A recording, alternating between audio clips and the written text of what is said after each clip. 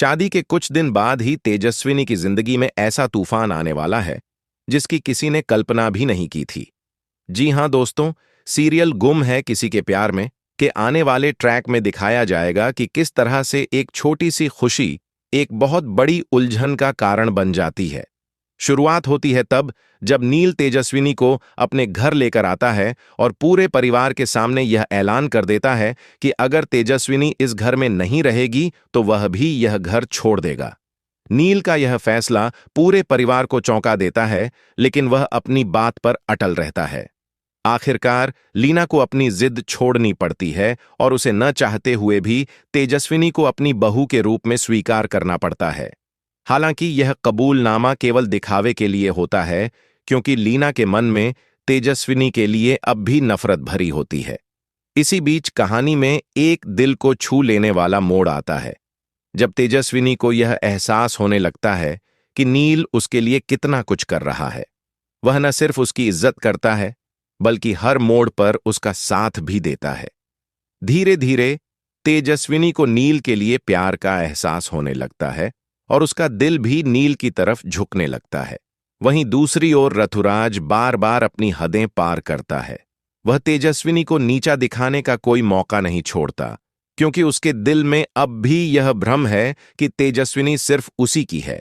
वह हर कीमत पर तेजस्विनी को बर्बाद करना चाहता है, लेकिन हर बार नील तेजस्विनी की ढाल बन जाता है। वह न सिर्फ उसकी रक्षा करता है, बल्कि रथुराज की हर चाल को नाकाम भी करता है। हालात तब और दिलचस्प हो जाते हैं जब नील को यह पता चलता है कि तेजस्विनी कभी रथुराज से प्यार करती थी। यह जानकर उसका दिल टूट जाता है, लेकिन वह खुद को संभालता है और यह सोचता है कि अगर तेजस्विनी आज खुश है तो वह उसके अतीत से लड़ने को तैयार है। हालांकि उसके दिल में यह डर भी बैठ जाता है कि कहीं उसने तेजस्विनी की जिंदगी को जबरदस्ती शादी करके बर्बाद तो नहीं कर दिया। उधर तेजस्विनी को अब पूरी तरह से यह समझ आने लगता है कि नील ही उसका सच्चा जीवन साथी है।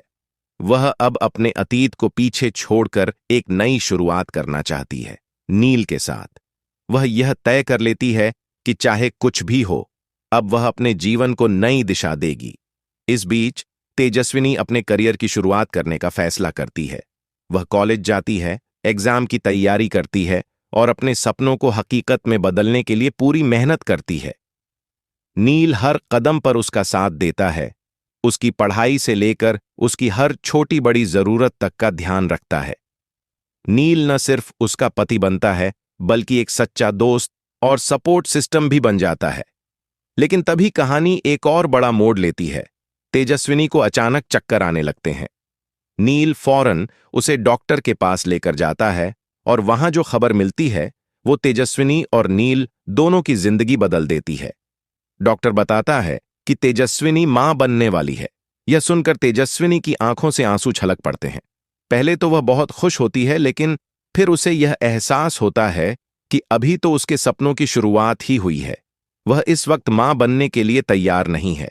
उसके दिल में एक बड़ा द्वंद्व शुरू हो जाता है। एक तरफ उसका करियर और दूसरी तरफ मातृत्व की जिम्मेदारी। लेकिन जैसे ही वह बच्चे की धड़कन सुनती है, वह खुद को रोक नहीं पाती और उस अजन्मे जीवन से एक गहरा जुड़ाव महसूस करने लगती है। अब तेजस्विनी एक बार फिर दो राहों पर खड़ी है। क्या वह अपने सपनों को चुने या अपनी मां बनने की खुशी को? नील इस मुश्किल घड़ी में भी तेजस्विनी का पूरा साथ देता है। वह उसे भरोसा दिलाता है कि वह जो भी फैसला लेगी वह उसके साथ खड़ा रहेगा। नील तेजस्विनी से कहता है कि उसे वही करना चाहिए जो उसके दिल को सही लगे।